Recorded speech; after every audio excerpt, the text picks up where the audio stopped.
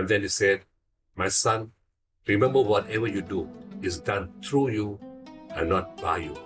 There is no place for ego in Islam. We see the ego in the Muslim world. We see the governments. We see the rulers. They've lost the way. And that's the big challenge all over the Muslim world, that the ego has to go. And he reminded me on every trip I went to Turkey, remember, everything is done through you and not by you. I don't need to be reminded that, because everything that happened from outside me. And one day I told him, you see, Allah does all these things and He just gives me the credit. I don't do it. It's not from the outside. You can feel the power. The person you need to form or fight comes in front of you. Then whatever you do, be the best at what you do. And we went for the best, uncompromising. So in everything from that day onwards, it's the same. Whatever is done through you. Serve people unconditionally. Look after the dignity of people. It's the same formula. Whether it's in South Africa or the 46 other countries that we have, whether it's Muslim or non-Muslim. And the Islamic emphasis is on mankind. The Quran talks about Nas in so many verses. It doesn't talk about Muslim and an Indian or a cultural name. And it's about a generalization about people, and it's unconditional. So, and gift of the givers, I like to see an end of wars. I like to see the spiritual growth of people. I like to see people go to the right path. I like to see people free, happy, looked after, health services, education, understanding between different human groups. We're doing the same thing that we do every time that we do in South Africa. A flood hits, people's houses get washed away. We build new houses. Next year a flood hits, people's houses get washed away. They die, we build houses again. What are we doing? We are not dealing with the root of the problem. The root of the problem is it didn't happen on 7th October. This thing happened 75 years ago. Why don't we just deal with the root of the problem and expose what's going on? And then I was still considering that. And then they bombed Al-Ahli Hospital. A week later, I said, this is it. Finished. No more soft and gentle. You can't be neutral. I said, it's got nothing to do with gifts of the givers. It's got to do with an Islamic instruction. To stand out against injustice, oppression, human rights, and let's go for it. And then I went for Israel. Strongly. And then on 16 November, they killed there on my office, Knights personnel. They killed Ahmad Abbasi when he was coming out from Salah. And in the process, my team members have lost 175 family members. That's not negotiable. South Africa, the government, the people, the country, all behind us. I don't fear them. You see, that's the problem. 76 years now, they've been doing what they want with impunity because they know people are afraid of them. We want to break the fear of them in the country, the continent, in the world. And when we took them on, I realized that a lot of people's fear broke after that. When South Africa took them on, countries from other countries started joining South Africa and the ICJ. They were all afraid. And if you're going to live afraid all the life, you'd rather be dead, than to live as half of being. Because why should we be afraid? Do you believe in Allah, yes or no? So what's stronger, Israel or Allah? We need to understand that. And faith doesn't come without a price. The Palestinians have proven it.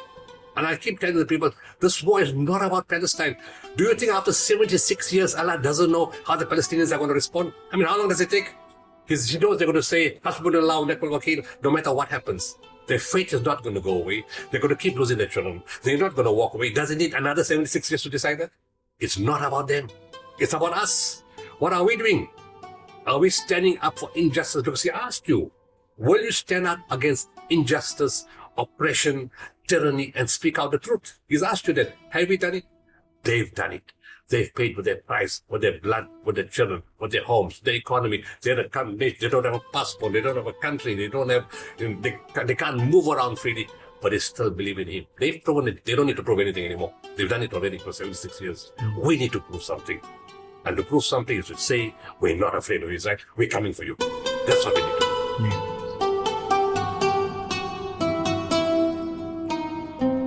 Today on the show, we have a guest who gave up his career as a medical doctor to pursue the field of humanitarian aid, transcending boundaries of race, religion, and geography. Dr. Imtiaz Sooliman's journey from the hills of academia to founding the Gift to the Givers Foundation has seen him deliver aid worth over 160 million rand to 22 countries. His organization stands as a beacon of compassion, has transformed countless lives. Let's dive in and speak to Dr. Imtiaz. Dr. Imtiaz, shukran so much for coming to our show. We really appreciate it. I understand the time is always limited, but we're going to get going. Um, Basically, before we speak about Dr. Imtiaz, the founder of the massive humanitarian organization, I want to speak about Dr. Imtiaz, the behind the scene, the human being.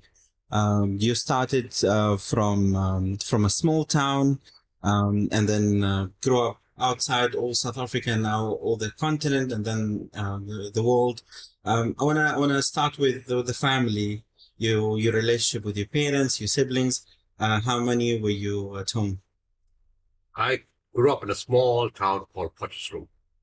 And whilst we're doing the interview, everything that I do now comes from a past experience. So I come from a small town. In the old days, we all lived as one big family.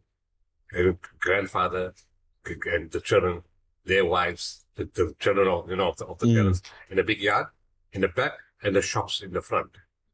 And the town itself, everybody grew up in that manner. And it was a big family. If somebody gets married, even though you're not invited, you come in and help. Everyone attends. And then also just to help. The funeral, of course, everybody comes to help. If somebody is sick, everybody cooks. Potchefstroom used to be very active for sports, for cricket, for soccer, for tennis. And in the old days, there wasn't such thing as taking somebody to a restaurant. Everybody came home. That's how it built love with people from different towns and different communities. And my father was very active in all the different sports events. So him and all his teams, their members, used to take all outside guests from the different towns, Rustenburg, Klerksdorp, Lenasia, from different areas coming, and they go to their homes. So you build a nice, warm feeling. The sense of community was very strong. Then, of course, he had a shop. My grandfather ran a shop. What kind of shop was it? Clothing and grocery, just general dealer. And then I got involved in the shop after school, So you learn community skills because of being in that town. You learn family skills being in a close-knit family. And in the afternoon, I go in the shop and you learn administration and accounts and management. And at one point, they gave me my own shop to run. On a Saturday morning, because I was still at school. Was it the same shop? Or no, a different shop. Different Selling mostly school wear and stationery. So I got involved and I did my own buying and I did my own pricing and I just ran the shop. So my father had a lot of confidence and he gave me self-management. So that was a good experience. And then, of course, from there, the one comment that shaped my life was my private GP. He delivered me. He was my doctor, my mother's doctor, obviously. He was a Hafiz and Quran. And there was something really unique about this man. He was an excellent professional doctor. Always smiled when they come after hours or weekend. What was his name? Professor Ismail Hafizi. But he passed on now, 3-4 years ago. And in Ramadan, he used to read the Tarawih in the masjid. In one Ramadan, he told the people, look, I'm very tired now. I need to take a break. Now, in those days, there weren't many Hufaz like they are today. So Potchefstroom had nobody else. So the Hufaz like imported. You come from outside. And the Ramadan started and there was nobody there to do the Hufaz. The Tarawih. So and people didn't want to read from Alam Tara. So he got up. He said, okay, I'll do it. And he just came to the front and he did it. He never let the town down. He never let the town down. And then, of course, he went away to Durban. He studied late in his life. Became a pediatrician, became a professor, became a lecturer. And a few years ago, he passed on, but I met him quite a few times once he was in Durban. Because I also moved from Potchefstroom to Durban in 1974. So a person like this was, would it be right if I say was your role model? That shaped your way of going. Yes, I became a doctor because of him. The only thing I could follow the one part, I couldn't follow the other part. I couldn't become Mufaz. I couldn't become a doctor. To each, they have their own path. Yeah. So from, you haven't practiced medicine for long, or have you? No, I stopped 30th June 94. Do you regret that? No. Do you miss that? I sometimes do miss, not the general practice. I miss what I wanted to become. I wanted to become a specialist in internal medicine. I love internal medicine. I've asked my daughter to do that, but without forcing her. She can choose what she wants, but that would make me happy. It's my unfulfilled wish, desire. But of course, I'm not pressurizing my child. Is she going there? Yeah, she wants to go there. Yeah, it's just that she got a child recently, so it's a bit of a delay. And I've never asked any of my children to follow what I'm following. I've left them free to do whatever they want. It's just that I had a choice. I would have loved to do it, but it would have been of no use because I would have used it. Because the gift of the gift is just too big. And there's too many aspects beyond medicine. to keep it busy. So and quite often, I mean, the family still asks me medical advice. I don't like to give it because it's out of touch now. It's 32 years, 30 years actually. And so I not very keen, but sometimes I'm so tempted to go back to the wards, to go back to hospital, to study again, just to satisfy my brain for no other reason. Not to practice, just to feel my soul getting full with medicine. For someone who sleeps 3 hours a day, eats 2 meals, sometimes 1 meal, do you have time for the family behind all this kind of meetings and phone calls? Dr. Imtiaz always with his phones. How does the family kind of impact Dr. Imtiaz's personal life? That's the one part of my life that I messed up completely. Right? The Sufi Sheikh, when he gave me the instruction, at the very beginning, they told me there's three thirds. 1/3 for yourself, meaning your personal growth. 1/3 for your family, meaning giving them time. This was way before gift of the givers became what is so big now. And 1/3 for the work. And every time I went back to him, I said, Sheikh, this formula doesn't work. 4/3 of my time go to the work. I don't have anything for myself. I don't have anything for my family. And I'm not responsible. I'm not the one who creates the disasters. I'm the one that only responds to them. It keeps coming to my lap. I don't look for it. It comes to me. So he smiled. And every time he went back, he smiled. If I have to live my life again, I won't do anything different. I'll still leave medicine. I'll still leave GP practice. I'll still do gift for the givers. But I would try to find a way to give more time to my family. I do try to fit it in. It's very small compared to what I'm supposed to do. But there are many, many good times, where I take holidays, I take them out. I hate holidays. I'm not a holiday kind of guy. But for the sake of the family, I take them out where they want to go. I've taken them out of the country. I've taken them locally. I've tried to give them time. Any special event for my children and wives, I stop everything. I come back unless it's a really major emergency. Then of course I can't make it. But even I'm out of the country and there's a special occasion in the family, I would come back. I would come back for an awards night, for a sports event, for a cultural show, for doing something in a concert. Something small, but for the child, it's big. For you, nothing. It's small compared to the kind of things that you do. I would cancel a meeting with the president just to be, and I've done it before, to be with the family. And even ministers or high-level meetings. I suddenly realized, it's clashing. I would just cancel it. So, I come from outside the country, but it's not enough. Even the amount of time I'm out on my work, and even when I'm home, but my wife always tells me, "You're here, but you're not here. That your mind is somewhere else." And one day, my kids told me, "You know what, Daddy, you haven't spent time with us." So I said, "I'm here in the house." "Yes, you're in the house, but for the last 6 weeks, you've been busy with hostage negotiations. You haven't been talking to us." And then it struck me how removed I was from my family. And strange enough, this year, I said, no, I got to get it right. As much as I try, it's not easy, but because when the gift from the givers was 1 year old, it was R1 million a year. It's 500 million a year now. And, and still it's only 24 hours in a day. I had 1 staff, I've got 500 staff now. So you need to understand this thing is really huge. So yes, I've neglected. If I had a choice, I can't turn the clock back. I can't give back the lost years. I've got 2 wives, and I've got 6 children and I've got 9 grandchildren. I can't give back, turn the clock back to fix what I've messed up already. I can only try to fix from here going forwards, depending how much you are all in terms of life. In one of the interviews with you, you said working with you is like a suicide mission. You need to be able or need to be willing to sacrifice everything, your time, your family and all of that. Where does Dr. Imtiaz find motivation?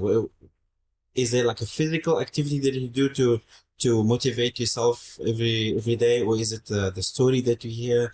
How does Dr. Imtiaz himself come out of every trauma that you face, that you meet people, to wake up again the following day and do it again? I don't need motivation. It's a simple formula. It's gratitude. My 5th child, I wanted the 5th child. 4 came quickly, and my wife said, no more. But I said I didn't spend time with him, although I didn't spend any time with the 5th child either. So I wanted the 5th child, and she used to sleep on my chest every night. One night, I got realization that how fortunate we are. Because every middle of the night, she wants to go get food. But the father must take her, not the mother. So we are walking down to the kitchen, and then I realized it's so long to decide what to eat. You got 2 grocery cupboards, you got 2 fridges, you got 2 freezers, and it takes so long to decide what to eat. And I think to myself, I go to areas, there is no cupboard, no fridge, no freezer, no bed, no mattress, whole floor, breast milk, mother's got no breast milk. And what is there to complain about? You've got everything in the world. Your children are happy, your family is happy, you've got everything you want. You can eat, you can sleep in the house, you're safe, you've got health. What is there to complain about? What if you were on the other side? Then what? And then when that thought came to me, I said, oops, if I was on the other side, I would want the whole world to stop everything to come to save my child and my wife and my family and myself. So whilst I would want that for me, then obviously those people want somebody to do it for them. And from that day onwards, I don't need any motivation, because I'm driven by gratitude. 10 years, 14 years ago, I stopped leading my teams. I stopped leading the teams to the disasters. It's all about succession planning. If I drop dead, I don't want the team to die with me. So I want the teams to start managing without me. So it's not a one-man show anymore. Or was it? It never was. It never was. That's what the people thought, because I was the face. But obviously, such a massive thing can't be done by one person. 500, yeah. Impossible. And people kept on saying that it's managed by me, and it's managed in many different ways. And so the first team went across, and they said, now what do we do? So I asked them a simple question. I said, if your wife, your child, or your mother's in a disaster, what would you do? They didn't phone me again. They knew exactly what to do, and from that day onwards, they never asked again.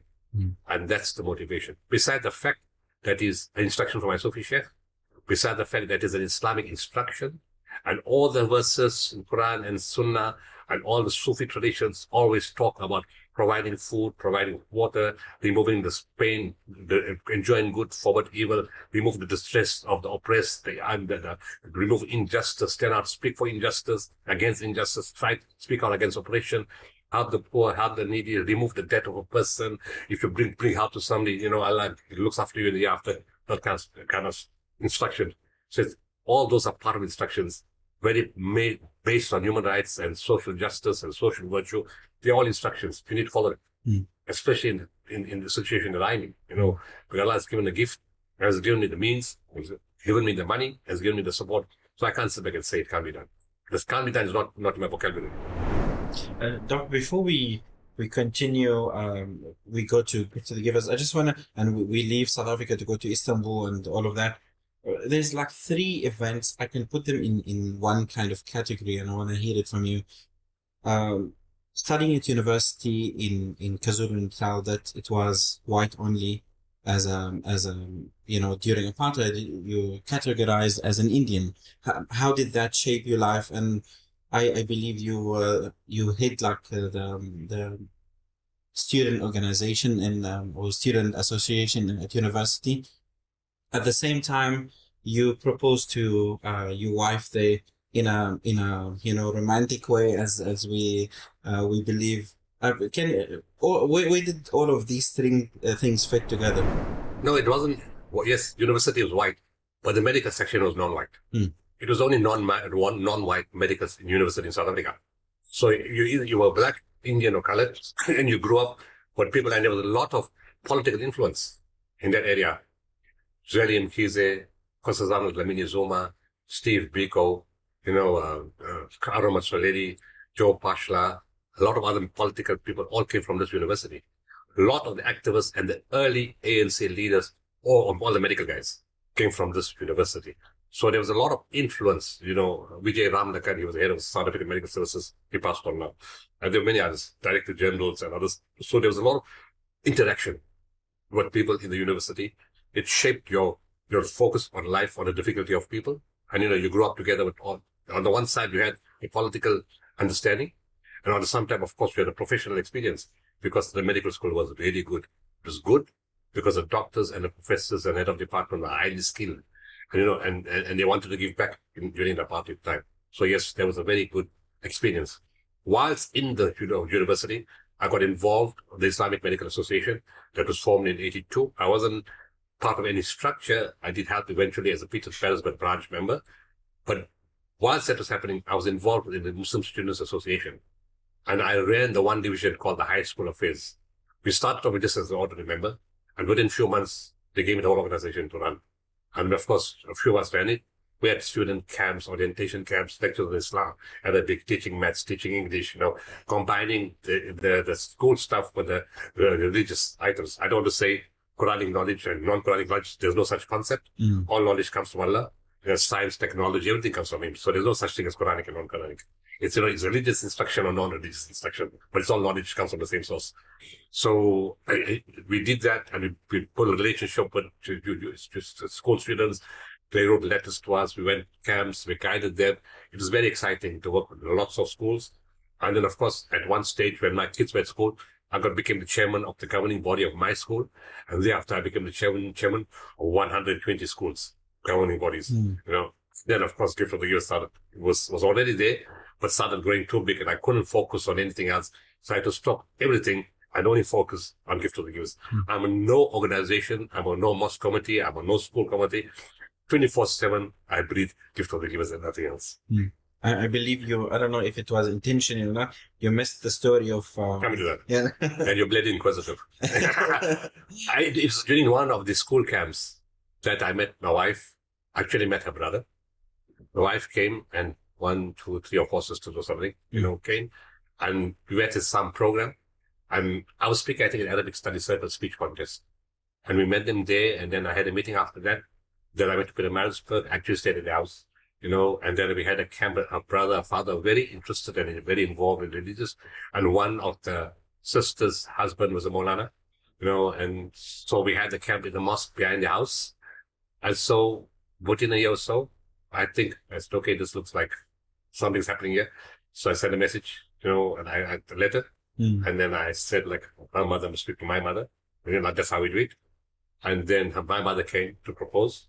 And then the mother said, okay, her daughter must first finish studies. And then after that, we'll get married. So my mother said, we are in Durban. And I'm sort of pushing for the marriage. So it got to be done early.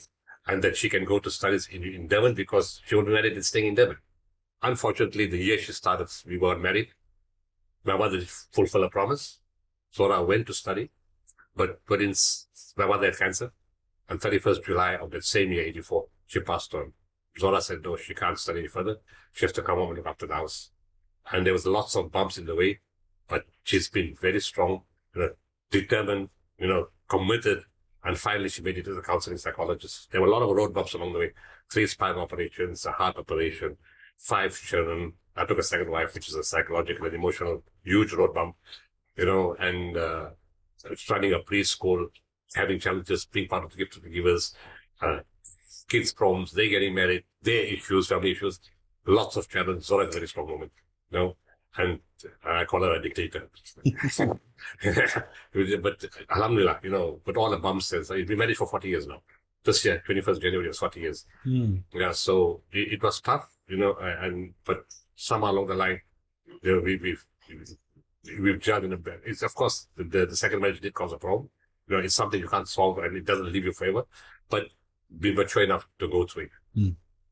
Doc, before I go to Istanbul again, one thing, you in a way at some point you went into forming a party, if that's the right term, and in one interview you said you prayed that you don't succeed in getting the seat, and you didn't.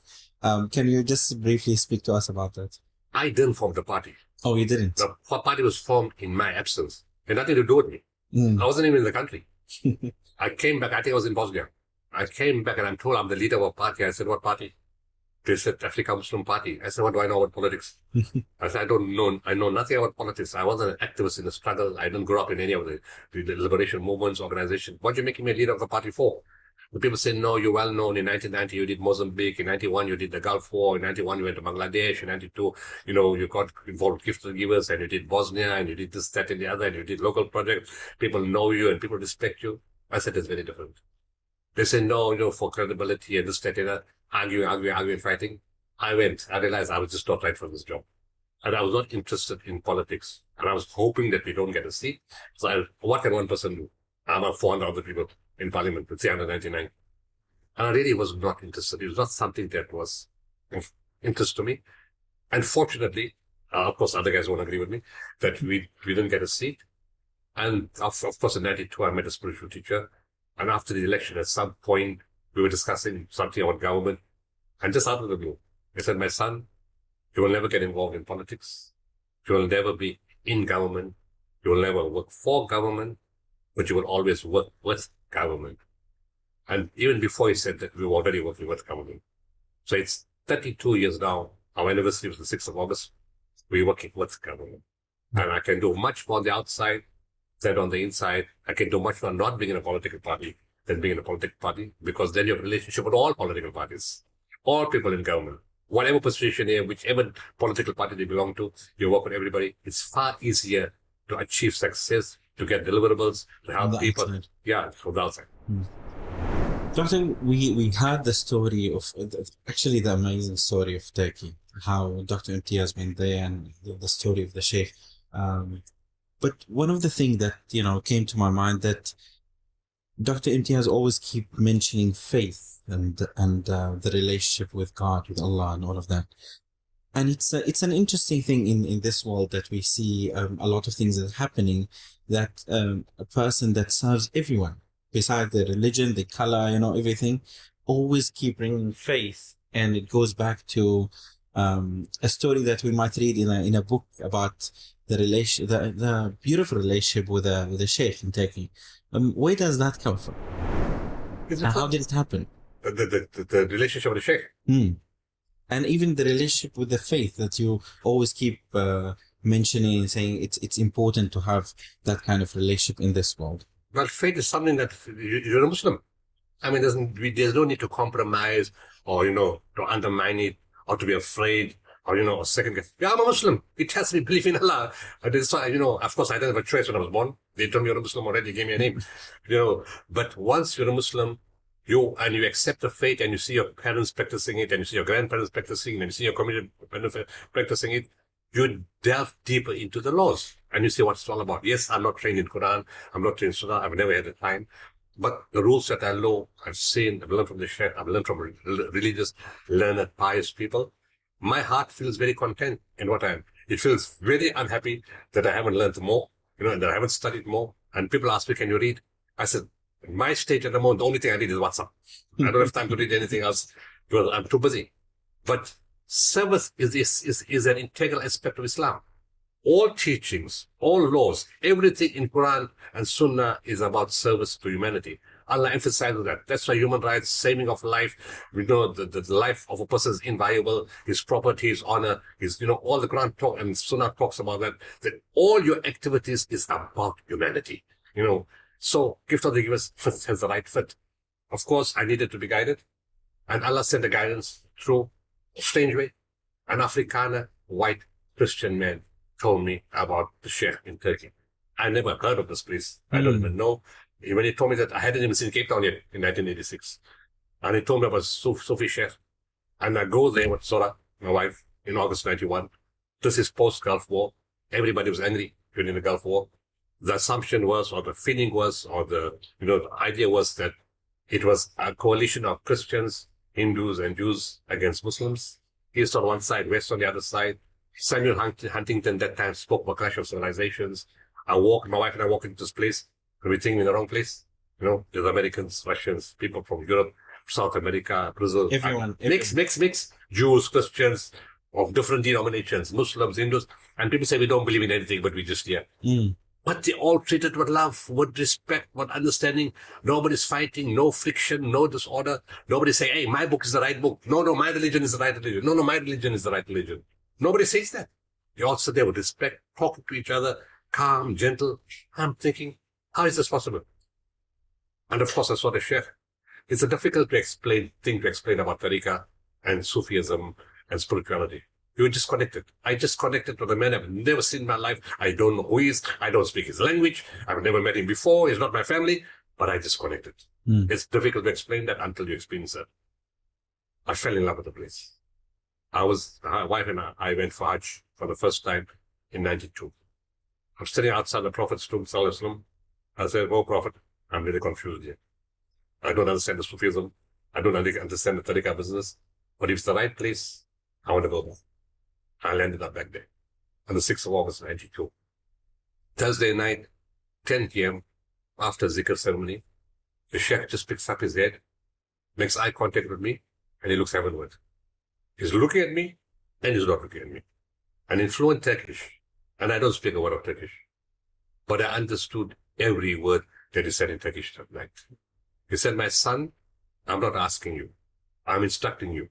So Gift for the Givers is not my organization. I didn't get up independently one morning in South Africa and say, I'm to form an organization. I actually was against forming any organization because there was too much already. And I had 3 practices, in 3 surgeries, I was very busy already. My son, I'm instructing you to form an organization. He gave the name. The name in Arabic will be Waqful Waqifin. The translation is not exactly correct. It's very hard to make from Arabic into English. But somebody told us, Gift for the Givers. You will serve all people of all races, all religions, all colors, all classes, all cultures, of any geographical location, of any political affiliation, but you will serve them unconditionally. You will expect nothing in return, not even a thank you. But even in this instruction, it's an Islamic instruction, because the Prophet ﷺ was sent as a rahmatul lil alameen. He wasn't sent to the Muslim, because there was no Muslim. They all came afterwards. So he was sent as mercy unto all creation, to the universe. We talk about environment and sustainability and looking after animals. It was all in that one phrase of his from that time. So you have the law was already laid down that what you're doing is nothing outside religion. It's actually the very basis of religion, to help people unconditionally.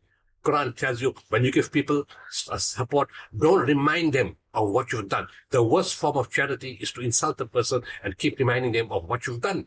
And we have a teaching that when you don't ever forget somebody who's helped you, never remember the person you helped. Islam lays emphasis on that. It's all in that one teaching. And then he says, serve people with love, kindness, compassion, and mercy. All Islamic concepts, all values and character of the Holy Prophet ﷺ and the Sahaba Ikram. And remember, the dignity of man is foremost. The emphasis on dignity in Quranic and Islamic teaching is very, very high. Always look after the dignity of people. Don't insult people. Don't backbite. Don't say their faults. Even if it is true, don't forward the message. Just cover their faults, conceal their faults. Quran talks about all of this kind of stuff. And it says, wipe the tear of a grieving child. Caress the head of an orphan. Say words of good counsel to a widow. Be honest and in integrity with everything that you do. These are all Quranic teachings. And they cost nothing. It's free to speak. Doesn't cost any money. And then it says, provide food to the thirsty, feed the hungry, provide water to the thirsty, and everything that you do, and clothe the naked. Again, there's a hadith of the Prophet. You know what? Allah said, you ignored me, you didn't come and help me, you didn't give me assistance. And they asked, how can I give you assistance? You're the Lord of the worlds. I was hungry and you didn't feed me.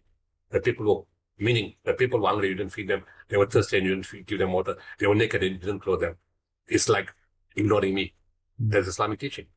So, and then he said, my son, remember whatever you do is done through you and not by you. There is no place for ego in Islam. We see the ego in the Muslim world. We see the governments. We see the rulers. They've lost the way. And that's the big challenge all over the Muslim world, that the ego has to go. And he reminded me on every trip I went to Turkey, remember, everything is done through you and not by you. I didn't need to be reminded that, because everything that happened from outside me. And one day I told him, you see, Allah does all these things and he just gives me the credit. I don't do it. It's not from the outside. You can feel the power. The person you need to form or find comes in front of you. You need a message, you hear it on the music station. Not something that you listen to normally. It comes from strange places. Information, ideas, support, what needs to be done. Before things happen, you think of something, and before it happens, you already have the information in your head. It's that kind of stuff. So all the instructions that came, and then asked him, after all the instruction, because he told me this instruction, so what? Then I asked him, how come when you speak Turkish I understand, and other people speak Turkish I don't understand? He said, my son, when the hearts connect and the souls connect, the words become understandable. Then I said, you know what? I'm a doctor. I have 3 practices in a place called Containerised in South Africa. I work Monday to Sunday. I work after hours. I work weekends. When am I going to do this? What am I supposed to do? He told me one line. You will know. I said, I will know what? He said, you will know. For 32 years, I do what to do, what not to do, what to touch, what not to touch. The moment I walked out of that place, the Helveti Cerai Sufi order of Istanbul in Turkey, that same night, it came to me, respond to the civil war in Bosnia. The same month, I took in 32 containers of aid all alone into a war zone. 3 months later, I took in 8 containers of winter items. The chill factor in Eastern Europe reaches minus 21 degrees. These people were bombed. No house, no roof, no door, no window, no gas, no electricity, no heating, cold floor, no warm clothes, hypothermia, no hot drinks, no blankets, no jackets. So I took that in. And the following year, we designed the world's first containerized mobile hospital. A world first. No government, no country, no agency had done it. We did it in Africa, the backward continent they call it. It's South African engineering, South African technology, built it in Africa and took it to Europe. CNN filmed hospital on 1st February 94 and said the South African containerized mobile hospital is equal to any of the best hospitals in Europe. That just, because Sheikh said, whatever you do, be the best at what you do. And we went for the best, uncompromising. So in everything from that day onwards, it's the same. Whatever is done through you. Serve people unconditionally.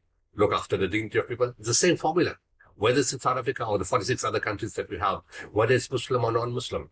Oh, emphasize, my Arabic is not good. But I'd say to some extent other people will understand this.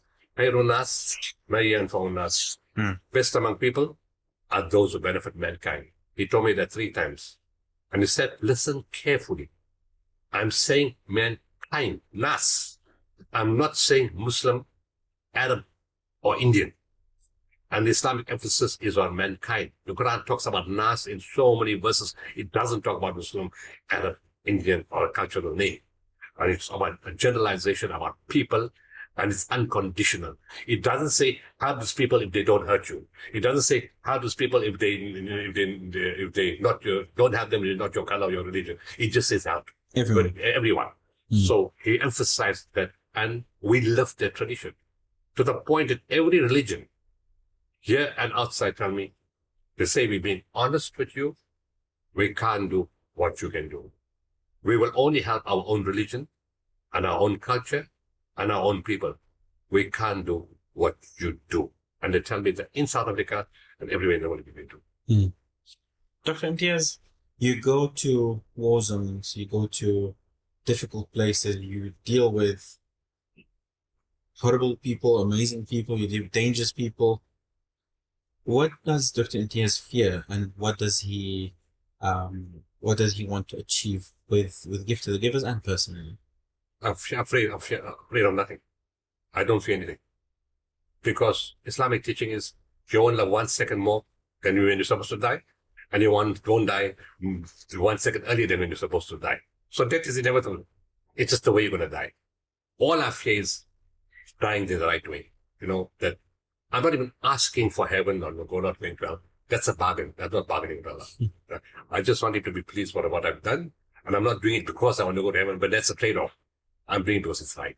And I would expect somebody else to do that to me. What I spoke about earlier, to my wife, to my child, to my family.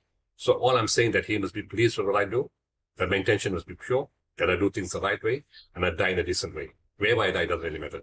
As long as I die decently, that's all, and that I'm not a burden on anybody, and that I don't infringe human rights, and that I don't hurt people, because we human beings, we have faults, we make mistakes. So I don't want to leave this world having hurt anybody. If I've hurt somebody, I want to fix it up before I die.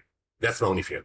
What happens after other life is not something I control, because the Prophet said, whatever is going to strike you is never going to miss you, and whatever is going to miss you is never going to strike you. So what's to happen is going to happen, and I can't change that. Right? So, and Gift of the Givers, I like to see an end of wars. I like to see the spiritual growth of people. I like to see people go to the right path. I like to see people free, happy, looked after, health services, education, understanding between different human groups. I like to see freedom for the Palestinian people, not only for the Palestinian people, for people in trouble all over the world, whatever race, whatever religion, oppression and injustice to be removed. At the same time, I want the removal of all tyrant rulers all over the world who enslave people. I want the people who fund those tyrant rulers also to be removed, to be brought under control, so that the world can be a better place. I like to see the days of Islamic history in the time of the Prophet ﷺ and the first caliphs and those who came after them, where there was prosperity and respect and appreciation of different cultures and different religions, where the churches were safe, where the synagogues were safe, where people practiced what they wanted and lived with each other in harmony, because that's what Allah created human beings for. We have created all mankind. We have created you into nations and tribes, and so Allah created mankind from a single pair of male and single female, and made you into nations and tribes that you may know each other, not that you may despise each other. Verily, the most honored of you in the sight of Allah is He who is the most righteous of you. And we want to say that kind of context. I want to see growth in the African continent. I want to see jobs created. I don't want to see poverty, disease, ill health, no water, suffering, starving children, and on the other side, arrogant, rich people who trample on everybody's rights. No harm in being rich. Allah says, blessings and bounties are from me, but use it the right way.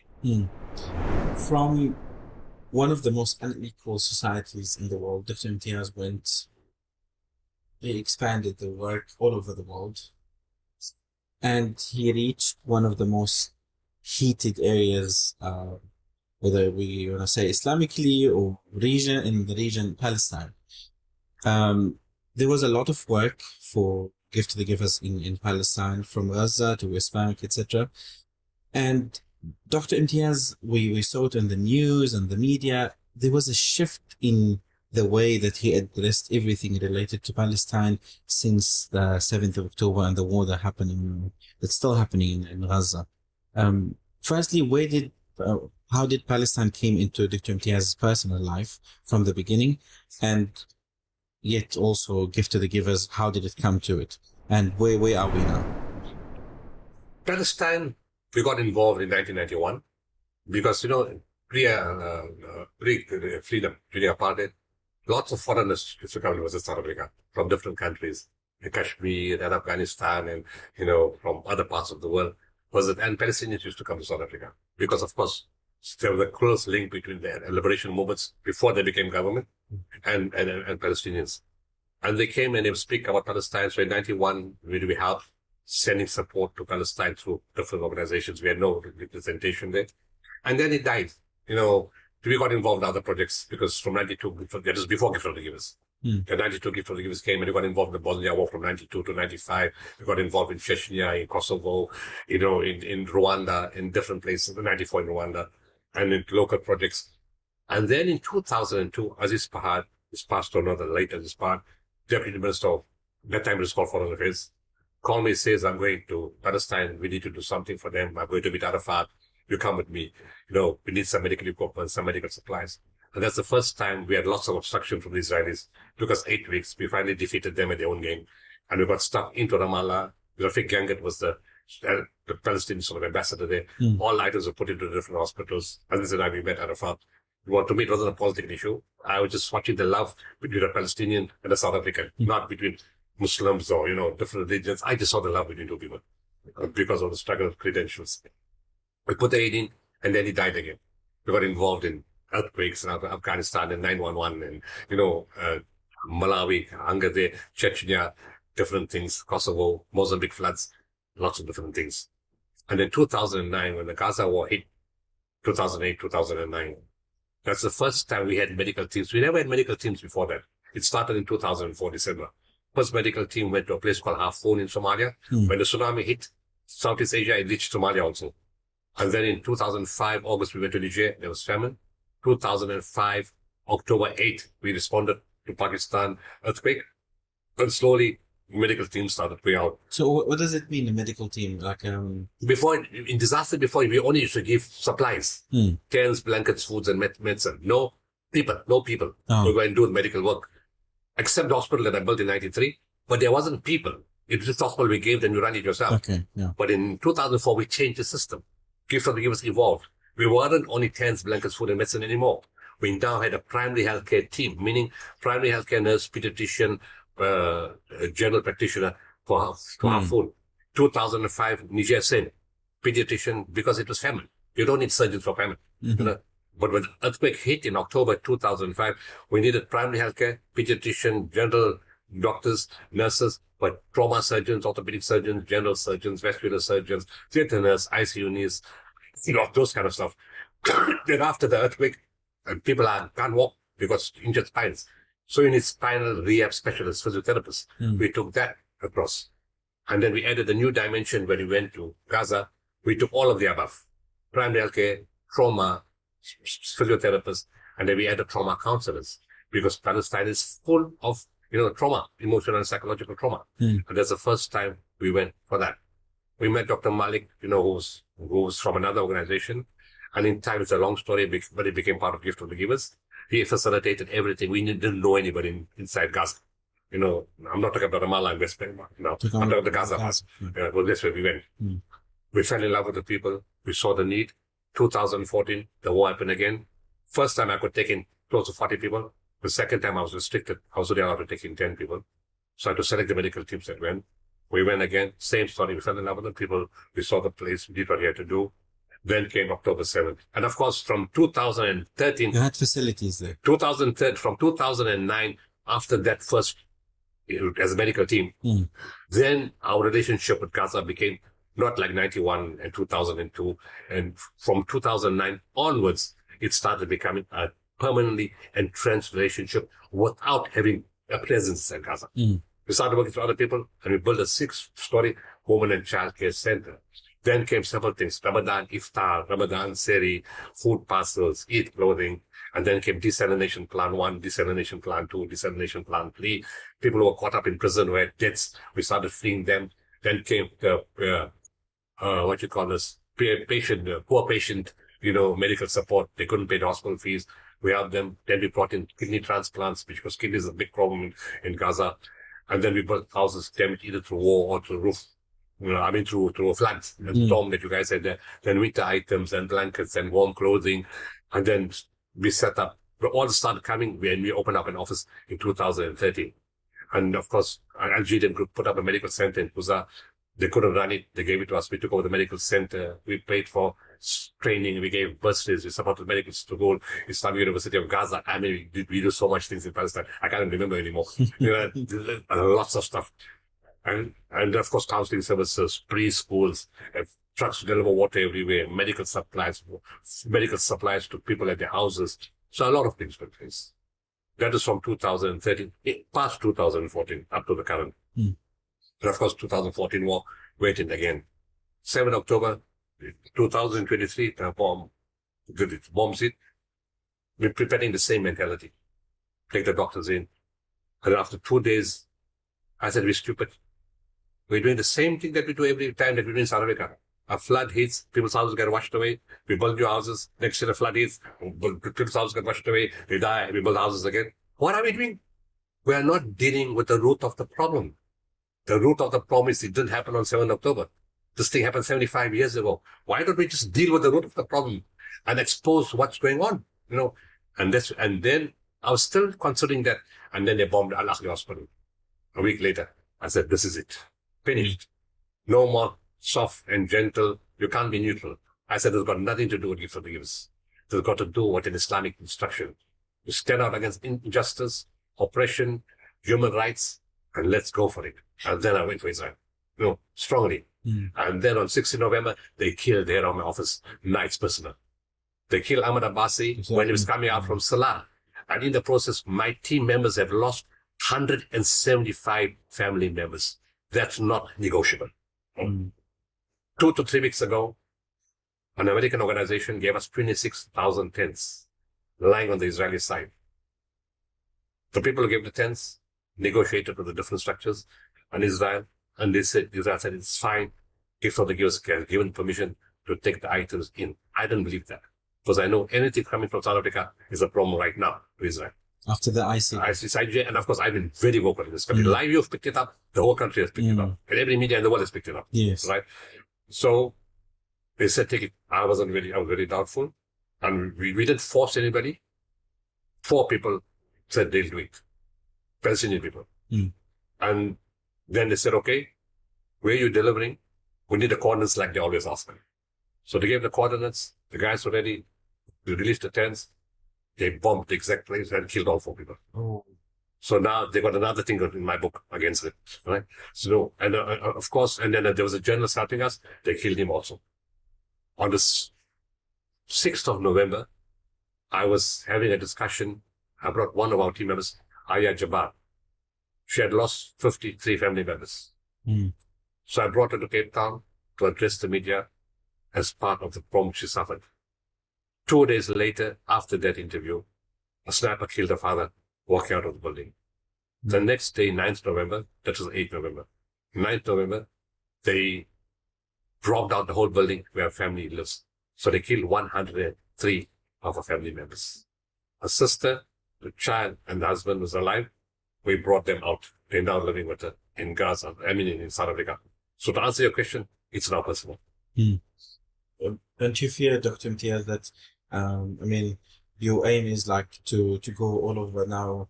The Israelis, in a way or another, if they want to target someone, they can target it. Don't you fear that this is gonna stop the work? This is gonna affect Dr. Imtiaz's life? No. South Africa, the government, the people, the country all behind us. I don't fear them. You see, that's the problem. 76 years now, they've been doing what they want with impunity because they know people are afraid of them. We want to break the fear of them in the country, the continent, in the world. And when we took them on, I realized that a lot of people's fear broke after that. When South Africa took them on, countries from other countries started joining South Africa and the ICJ. They were all afraid. And if you're going to live afraid all the life, you'd rather be dead, than to live as half a being. Because why should we be afraid? Do you believe in Allah, yes or no? So what's stronger, Israel or Allah? We need to understand that. And faith doesn't come without a price. The Palestinians have proven it. And I keep telling the people, this war is not about Palestine. Do you think after 76 years, Allah doesn't know how the Palestinians are going to respond? I mean, how long does it take? Because he knows they're going to say, Hasbunallah wa ni'mal wakeel, no matter what happens. Their faith is not going to go away. They're going to keep losing their children. They're not going to walk away. Does it need another 76 years to decide that? It's not about them. It's about us. What are we doing? Are we standing up for injustice? Because he asked you, will you stand up against injustice, oppression, tyranny, and speak out the truth? He's asked you that. Have we done it? They've done it. They've paid with their price, with their blood, with their children, with their homes, their economy. They don't have a passport. They don't have a country. They don't have. They can't move around freely, but they still believe in him. They've proven it. They don't need to prove anything anymore. They've done it already for 76 years. We need to prove something. And to prove something is to say, we're not afraid of Israel. We're coming for you. That's what we need to do. Dr. Imtiaz, this is a very interesting, amazing conversation. I'm really grateful for your time. Thank you so much for coming to the show, and all the best in the future projects. I really appreciate it. Thanks a lot. It's a pleasure. Shukran, jazakallah. Assalamu alaikum.